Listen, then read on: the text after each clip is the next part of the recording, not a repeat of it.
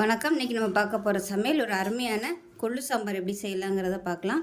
நல்லா டேஸ்ட்டாகவும் இருக்கும், வித்தியாசமாகவும் இருக்கும். எப்பயும் போல் பண்ணாமல் வாரத்தில் ஒரு 3 நாள் இது மாதிரி கொள்ளு சாம்பார் வச்சு சாப்பிடுங்க, நல்லது. வாங்க அதை எப்படி செய்யலாங்கிறத பார்க்கலாம். பேன் எடுத்துக்கலாம். மெஷரிங் கப்பில் 1/4 கப் அளவுக்கு கொள்ளு எடுத்துருக்கேன். இப்போ இது வந்து நல்லா வாசனை வர அளவுக்கு வறுத்துக்கலாம். இப்போ இது வறுபட்டு இருக்கும்போது 2 டேபிள் ஸ்பூன் துவரம்பருப்பு சேர்த்துக்கலாம். இப்போ இதையும் சேர்த்து நல்லா வறுத்துக்கலாம்.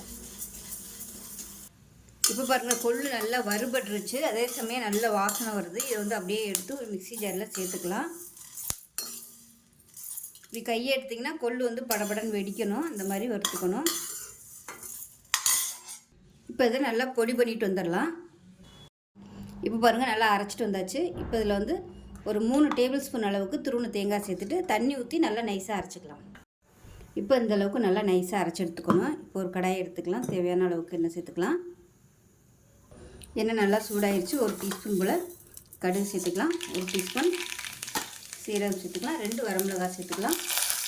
கருவேப்பிலை சேர்த்துக்கலாம். மீடியம் சைஸாக ஒரு பெரிய வெங்காயம், ஒரு 10 சின்ன வெங்காயம் சேர்த்துக்கலாம். இது கூடவே ஒரு 3 பச்சை மிளகாயும் சேர்த்துக்கலாம். இப்போ வெங்காயம் நல்லா வதங்கிடுச்சு. மீடியம் சைஸாக ஒரு 2 தக்காளி சேர்த்துக்கலாம். சேர்த்துட்டு இதையும் நல்லா வதக்கிக்கலாம். தக்காளி வெங்காயம் வதங்குறதுக்கு உப்பு சேர்த்துக்கலாம். இப்போ தக்காளி நல்லா வதங்கிட்டு இருக்கையிலே முருங்கைக்காய், கத்திரிக்காய், பீன்ஸு, கேரட் இது எல்லாத்துலேயும் கொஞ்சம் கொஞ்சம் சேர்த்துக்கலாம். இது எல்லாத்தையும் நல்லா வதக்கிக்கலாம். மூடி வச்சிடலாம். இப்போ எப்படி இருக்குன்னு பார்க்கலாம். இப்போ பாருங்கள், காய்கறி எல்லாமே நல்லா வதக்கியாச்சு. இப்போ இதில் குழம்புத்தூள் சேர்த்துக்கலாம். நல்லா ஒரு 2 டேபிள் ஸ்பூன் அளவுக்கு குழம்புத்தூள் சேர்த்துக்கலாம். சேர்த்துட்டு வதக்கி விட்டுக்கலாம். மஞ்சள்தூள் கொஞ்சமாக சேர்த்துக்கலாம்.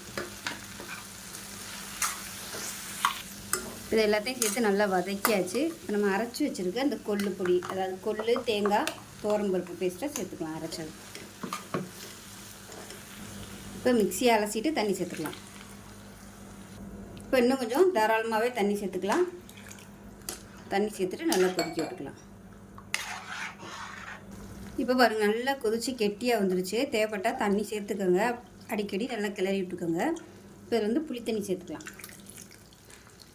அதாவது சின்ன நெல்லிக்காய் சைஸுக்கு புளி எடுத்து கரைச்சி வச்சுருக்கேன்.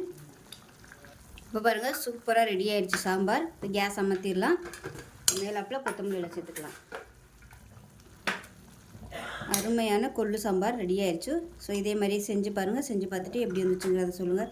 வீடியோ பிடிச்சுன்னா லைக் பண்ணுங்கள், கமெண்ட் பண்ணுங்கள், சேனலை சப்ஸ்கிரைப் பண்ணுங்கள், பக்கத்தில் பெல் பட்டனையும் ப்ரெஸ் பண்ணுங்கள். நன்றி. மசாலா